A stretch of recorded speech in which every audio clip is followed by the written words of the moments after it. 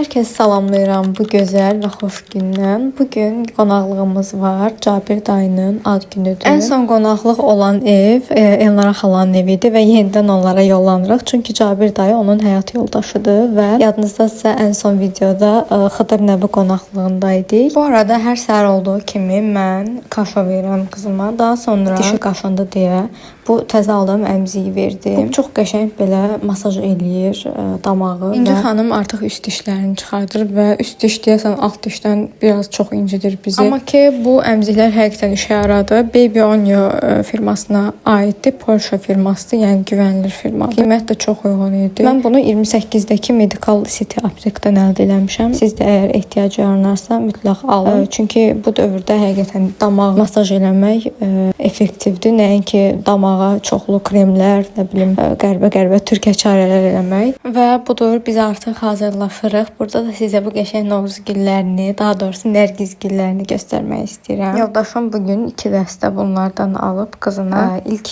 Nərgiz gülü hədiyyəsi oldu. Və artıq yığışmışıq maşına, çıxıb gedirik xalam gilə. Bu arada o qədər qısa məsafədir ki, əslində piyada da gedə bilərdik. Sadəcə olaraq uşaqlıyıq və bir tərəfdən də hava sərt, soyuqluq var, küləkli havadır. Ona görə qorxduq piyada getməyə. Və gəldik Elnara xala gilə. Burada nənənin otağında həmişə qızımı yatsıtıram, geyindirirəm, yeməyimi verirəm. Ən rahat otaq budur, çünki girişdə düz sağda yerləşir. Və biraz bizi yenə burada incitdi, gördüyünüz üzərə ağlayır. Axırda anamdan kömək istədim ki, gəl geyindir bu qızı. Süfrə demək olar ki, hazır idi. Sadəcə yeməkləri aparmaq qalmışdı. Burada da belə aşın və aşın qarasını çəkmək istədim. Fatih təzə əyləncə kəşf edib belə pərdənin arxasından bizə baxır və biz onu tapmağa çalışırıq. İnci də keyf eləyir gördüyünüz üzərə. Hamı onu qucağına alır, əzizləyir. Bacım bir tərəfdən belə gəzdirir. İnci də artıq özünə təzə əyləncə tapdı. Bu yumru yastıqla oynayır. Gördüm pilləkənlara düşür. Tez ondan qabaq aşağı düşüb onu çəkmək istədim. Gələcəkdə baxacaq və deyəcək ilahi. İlk addımlarımı necə belə qəşəng atmışam. Düzdür, arada belə büdrüyür, amma olsun. Yəni təzə gəzən uşaq üçün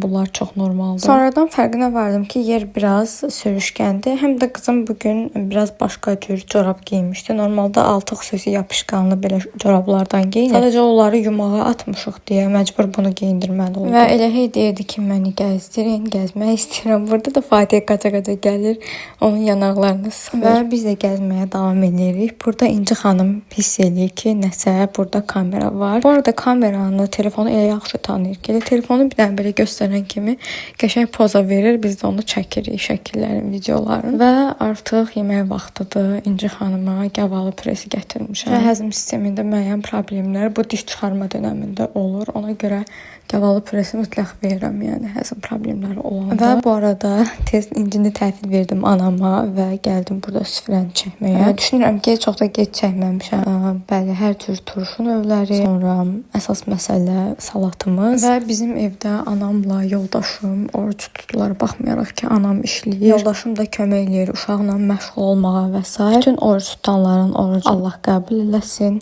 Yenə də ana ürəyidir. Anam mənə dedi ki, sən gəl otur rahat yeməyini ye. Mən uşaqla maraqlandım, qoymadım. Çünki bilirəm ki, o da acdır. Sona yaxın həmişə biraz istər-istəməz insan özünü pis hiss eləyir. Yəni saatlarla ac qalırsan, susuz qalırsan deyə. Qızımı gətirdim bura. Əlinə də bir dənə belə balaca xiyar verdi. Yedi. Sonra da anam gəldi və ona püreni təklif elədi. Düzdür, təzə-təzə yemədi, amma sonra gəldi yeməyə başladı və davamında Sədaya bibi püresini verdi. Elə qəşəng yedi ki, növbəti hissələrdə görəcəksiniz. Amma arada biz ona təklif elədik və yemədiyi üçün oyuncaqları qabağına tökdüm ki, oynasın, biraz başı qarışsın. Onu da qeyd etmək istəyirəm ki, artıq yavaş-yavaş başlayıb bəzi kəlmələri heca-heca deməyə. Məsələn, ba, ma bu şəkildə, yəni danışa bilir. Bəzən yemək yeməyəndə məcburən belə bir cizgi filmlər açıb qarşısına qoyuruq ki, az-çox ona baxsın və iştahı açılsın.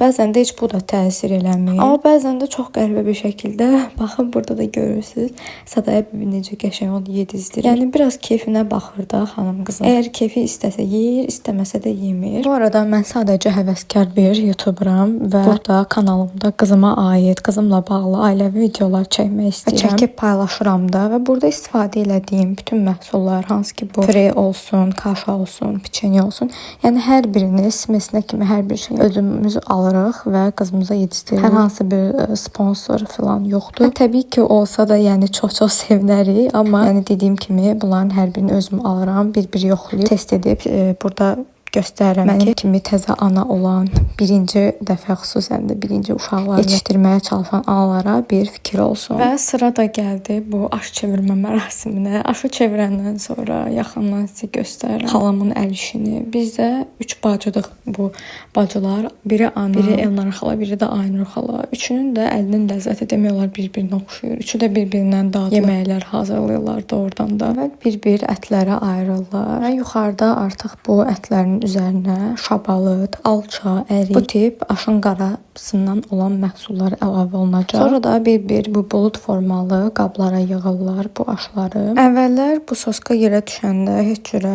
cəhd edib götürmək istəmirdi, amma indi özü bir yolunu tapır və götürüb dəstənin ağzına qoyur və əl çalmaq öyrənib. Yəni əl çalır ki, abi görürsüz mən bunu götürdüm, özüm götürə bildim. Və yerə belə bir plyonka sərilib ki, əlbəttə ki o aşın düyüləri, bundan başqa qaranın da bəzi məhsulları olur ki, bir də görürsüz yerə. Yəni də insanlıq halı da ola bilər belə hallar. Bu halları minimuma endirmək üçün doğrudan da çox yaxşı bir üsuldur. Və zəfəranlı hissəni də belə üstünə bəzək kimi səpirlər və ən sonda da bu kişmişləri üzərinə bəzək kimi düzüb süfrəyə verirlər. Mən kişmişləri çəkirdim ki, xalam tez dedi ki, gəl bura, bəs Sədayə bibi aşın qarasını çəkir, gəl bunu yaxından çək. Mən də çəkdim və doğrudan da görünüş olaraq olsun, dad olaraq olsun, yəni heç bir şeyə söz ola bilməz. Bu arada bizim evlərdə kimlər ki gəlib aşın qarasının dadına baxır, həmişə deyir ki, bu aşın qarası çox fərqli, çox dadlıdır. Təbii ki, burada kiçik bir sir var, amma bu sirri heç kimə deməyəcəyik. Əslində çox primitiv bir şeydir, amma təbii ki, çox dadlı eləyir. Və artıq İncinin yatmaq vaxtı gəlmişdi. Mən də deyəsən 120 ml süd idi. Tam olaraq xatırlamıram neçə ml süd hazırladım. Çünki bəzən 120 içir, bəzən 150 və onu gəldim hazırlamağa. Tez aşağı aparacağam həyətdə. Onu yatışdırmamışdan öncə verəcəm bu smesi. Bu arada sizə bir dənə püf nöqtə deyim. Əslində bəlkə də bunu bilirsiniz, amma çox bilirəm ki, əməl eləmək çətin olur belə ekstremal hallarda. Bunu qarışdıranda baxın bu şəkildə qarışdırın. Yəni aşağı yuxarı çalxalamayın. Onda hava qabarcıqları çoxalır və uşaqda refli problemlər yaranır. İnci xanım yatdı və təxminən 1 saat 40 dəqiqə səhv etmirəmsə yatmışdı. 1 saat 50 dəqiqə də ola bilər. Və burada belə qəşəng tort var. Bu ballı tortu xalam hazırlamışdı. Hər birinizə xoş izləmələr arzu edirəm və kanalıma abunə olub videomu like etməyi, aşağıda da şərh yazmağı unutmayın.